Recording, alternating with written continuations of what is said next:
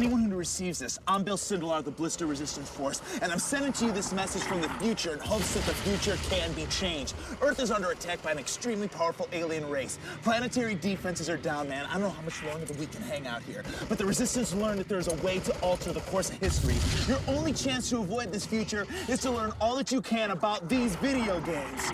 All right? Come on. Welcome to Arena, the show that turns multiplayer games into competitive sport. Today on a very special Arena, it's an episode like you've never seen before. It's uplifting, it's inspirational. It's Ladies' Night on Arena!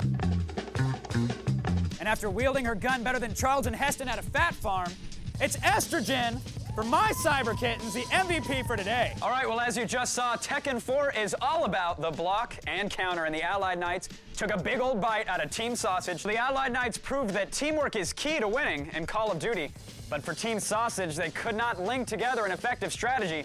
The Allied Knights put the squeeze on Team Sausage, and after a shutout victory in Tekken 4 and a clean sweep in Call of Duty, Team AK is clearly the other white meat. 2003, Valve Software released Steam, a broadband platform for the delivery of digital content. Right. Now it plans on releasing Half-Life 2 via Steam, which would circumvent the necessity of a publisher. But Vivendi Universal, which is set to publish the game, obviously isn't too happy about it. Now are they, Amanda? No, that would make sense. No, and now they're going to court to settle it sometime next year, which means this squabble will be approaching its 2-year anniversary. Congratulations, guys. And remember, Miss Manners says that the 2-year anniversary gift is cotton. All right, well, how's this for a movie plot? A German doctor takes the recently deceased, he freezes them, then peels off their skin or cuts them into thin slices and puts them on display. Now, it may sound disgusting, but it's no movie. It's the real thing. It's called the Body Worlds exhibit. So be warned, if you've got a weak stomach, this piece isn't for you.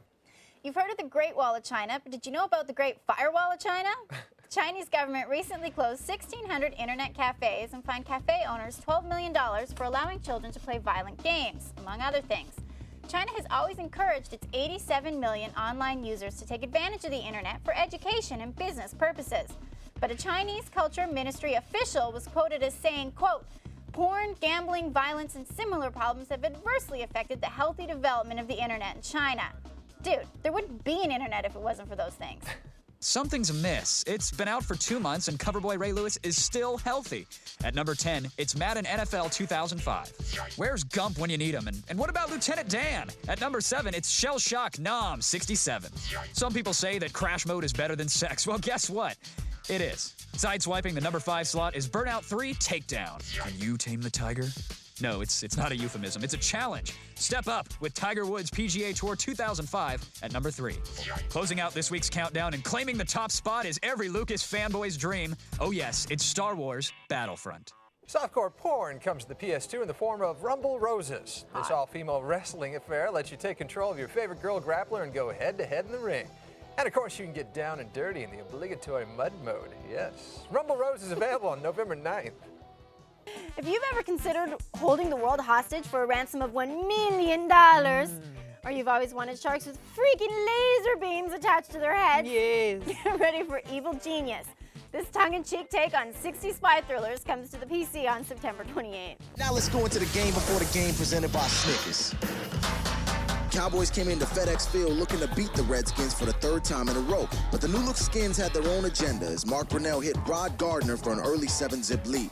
Late in the second quarter, Vinny Testaverde escaped from the rest home and hit tight end Dan Campbell for a 2-yard touchdown to tie it up. A 40-yard John Hall field goal gave the Skins a 10-7 lead, but Testaverde countered with a touchdown to take the lead. At least, he thought he did. But the mustard came off the hot dog and Keyshawn started high-stepping a little early, meaning the boys had to settle for a field goal. Another heavy dose of Geritol in the second half gave Testaverde the energy to lead Dallas to another TD as he hooked up with Terry Glenn, who took it to the house to knock things up at 20. In overtime, Testaverde led the Cowboys to the Washington 31, where Cundiff nailed a 44-yard field goal to seal the win for the Big D, 23-20.